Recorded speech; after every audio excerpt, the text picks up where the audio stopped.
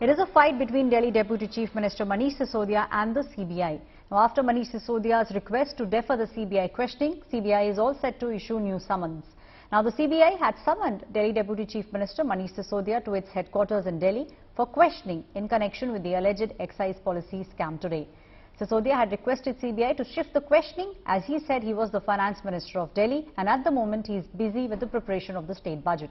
Now, in an exclusive conversation with India Today, Manish Sisodia has made some massive allegations. He said that the BJP would have him arrested today.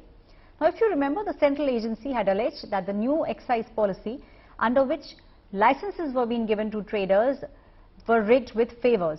There were many dealers who had paid bribes to get the license. All these charges so far have been refuted by the Aam Aadmi Party. The BJP, on the other hand, has now launched a scathing attack against Arvind Kejriwal and Manish Sisodia.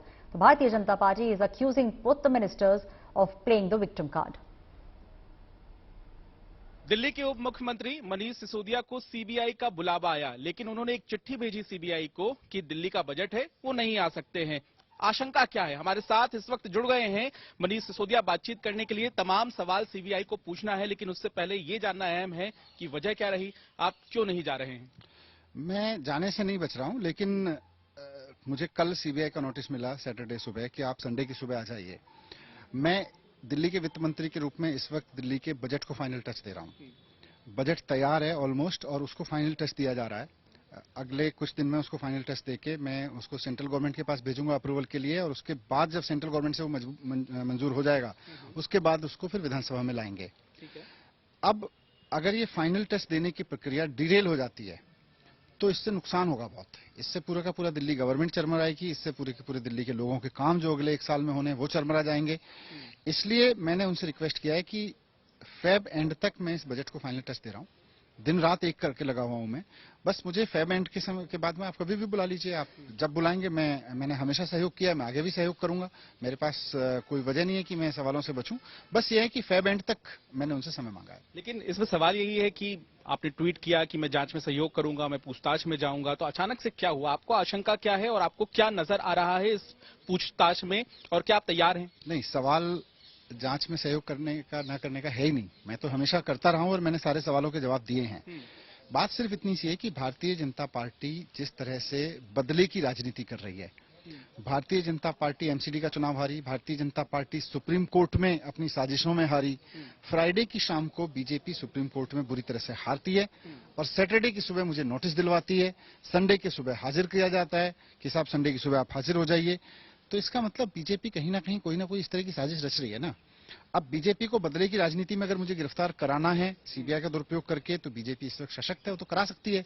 मेरी इतनी चिंता है, मेरी इतनी आशंका है कि अगर बीजेपी इस वक्त मुझे गिरफ्तार कराती है तो इसका नुकसान बजट को होगा। अगर बजट की प्रोसेस डीरेल हो जाएगी तो दिल्ली सरकार के, दिल्ली के सारे काम ठप हो जाएंगे। तो बीजेपी को बदला लेना है तो ले मुझसे, लेकिन दिल्ली के लोगों के काम ठप करने की कीमत पे ना ले। हफ्ते भर में मेरी प्रक्रिया पूरी हो जाएगी बजट बनाने की। लास्ट मिनट में आप किसी और को फाइनेंस मिनिस्टर लगाओगे तो बड़ा मुश्किल हो जाएगा। इसीलिए मैंने रिक्वेस्ट किया है कि बस अब बजट फाइनल हो जाएगा, उसके बाद में बीजेपी को जो करना है वो करे। लेकिन आप ये बड़ी बात कह रहे हैं और बड़ा आरोप भी लगा रहे हैं बीजेपी की गिरफ्तारी की आशंका है। बीजेपी की तो सारी साजिश ही मुझे गिरफ्तार करने की है। बीजेपी ने फ्राइडे को शाम को हारते हैं, सैटरडे सुबह नोटिस दिलवाते हैं, संडे सुबह के हाजिर होने का। तो इस पूरी साजिश में तैयारी तो इनकी मुझको गिरफ्तार करने की है, और मैं गिरफ्तार होने से भी नहीं डरता। बीजेपी को अगर गिरफ्तार कराना है तो करा ही लेगी और कराएगी, लेकिन not on the cost of people. इसीलिए मैंने सीबीआई के लोगों से रिक्वेस्ट किया है कि बीजेपी अपने एजेंडे पे चलती रहे, लेकिन एक प्रोसेस है। अगर एक फाइनेंस मिनिस्टर आपसे रिक्वेस्ट कर रहा है कि मुझे फाइनल टच देना है बजट को, तो आई एम श्योर कि सीबीआई के अधिकारी इसको संज्ञान में लेके मानेंगे। अरविंद केजरीवाल जी ने ये कहा कि पंजाब में तो काफी फायदा हुआ शराब नीति से, आप भी यही मानते हैं? देखिए, दिल्ली की शराब नीति एक बहुत शानदार शराब नीति थी। जो भी एक्साइज पॉलिसी हमने बनाई, उससे जनता से लेकर सरकार तक सबको फायदा हो रहा था, कुछ माफिया को नुकसान हो रहा था।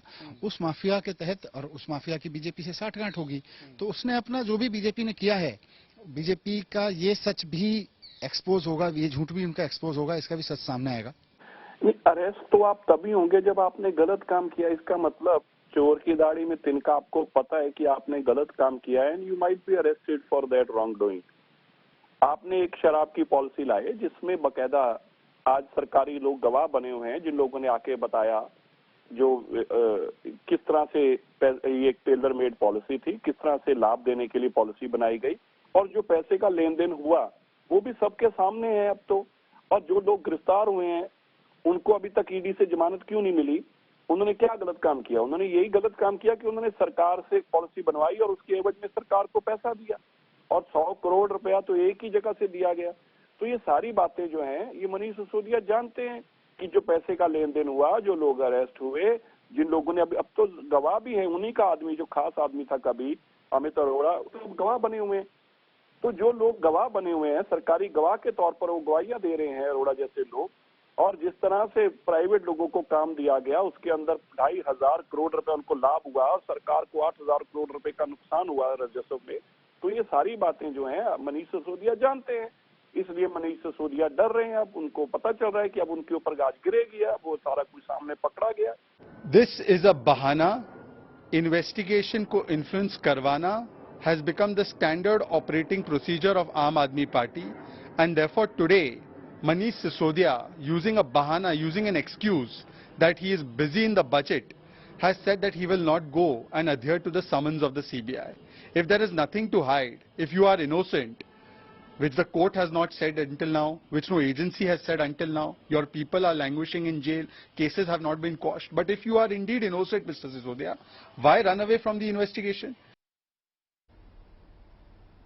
My colleague Amit Bharadwaj is now joining me on the story right outside Manish Sisodia's house. Amit, so clearly the CBI has said that they will give out fresh summons. The date is not out yet, but it looks like this war will continue.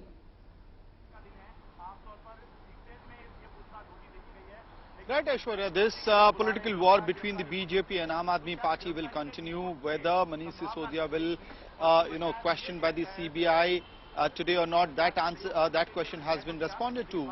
Mr. Sisodia had sought an exemption from the CBI for today, saying that he's giving final touch to the Delhi budget.